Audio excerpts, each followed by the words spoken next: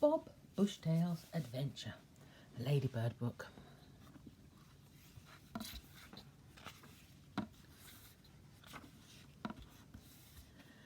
Bobby Bushtail was a squirrel and a naughty rascal too. Sometimes he was so untidy, Mother didn't know what to do.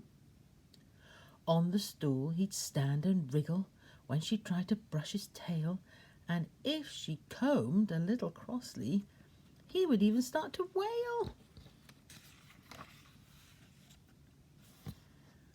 Baby Bushtail, Bobby's brother, learned to climb and use his claws, but at first was very nervous. Mother had to hold his paws.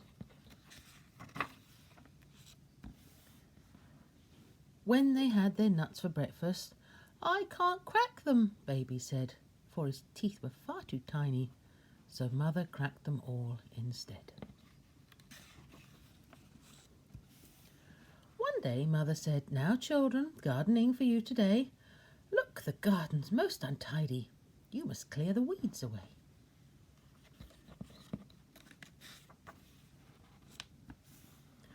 Off they went with tools on shoulders, Bob the rake and Jill the hoe. Bobby Bushtail had the basket into which the weeds would go. How they bustled down the garden. There the task they soon began. Cleared away the weeds and grasses, made the pathway spick and span. Bobby clambered up the palings, gazed about with eager eyes. Glancing downwards, how he started, shouted out in pleased surprise. There below him, big and tempting, acorns lay upon the ground.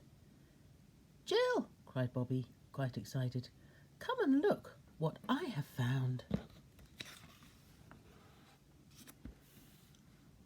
Bobby, quick as thought, hopped over, broke off bits of wood until, panting and a little tightly, through the gap squeezed Sister Jill.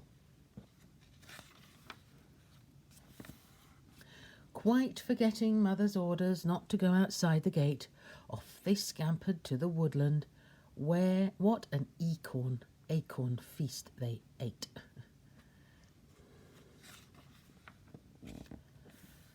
Suddenly, around the tree trunk, Baby saw with startled eyes, open-jawed, a dog advancing, filled the air with frightened cries. Baby skipped away, and Shaggy was the doggie's name, turned to Bobby for a playmate. All he wanted was a game. Bobby, though, was just as frightened, scrambled higher up the tree. Shaggy was a little puzzled. "Why will no one play with me?" Meanwhile, Jill and Baby Bushtail ran off homewards in their fright, scampered madly through the woodland, quickly passing out of sight.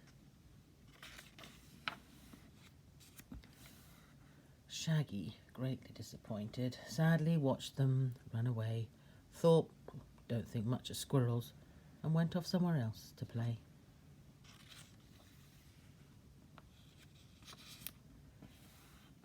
Shaggy vanished. Bobby saw him, scurried quickly down the tree, noticed it was growing chilly.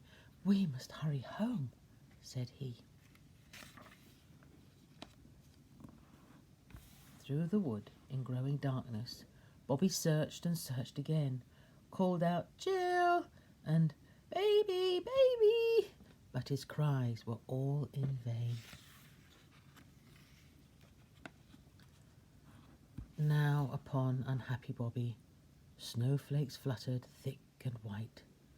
Soon he found a hollow tree trunk, sheltered from the stormy night.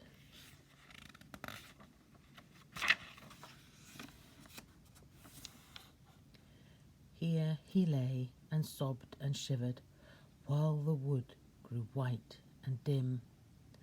Bobby thought of home and Mother, and thought they'd all forgotten him.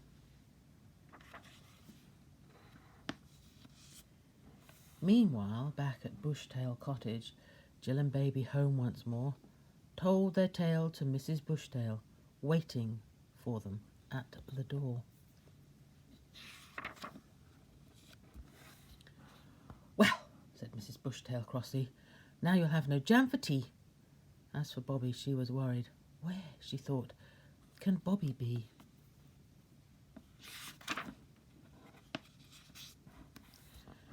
Mr. Bushtail, rather grumpy and disturbed, said, "We must go back again and search the woodland, lest he's buried in the snow."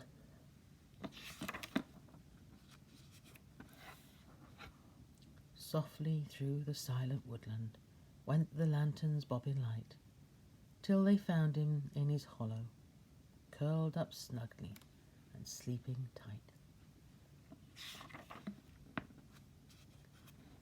Underneath the big umbrella, back they bore the sleepy head. "Never mind," said Daddy kindly, "soon we'll have you safe in bed." Once indoors, however, Bobby, by the fire, dry and warm, while his mother filled the teapot, soon recovered from the storm. Vowed he'd never more be naughty, running off, playing in the wood, disobeying mother's orders. No, in future he'd be good.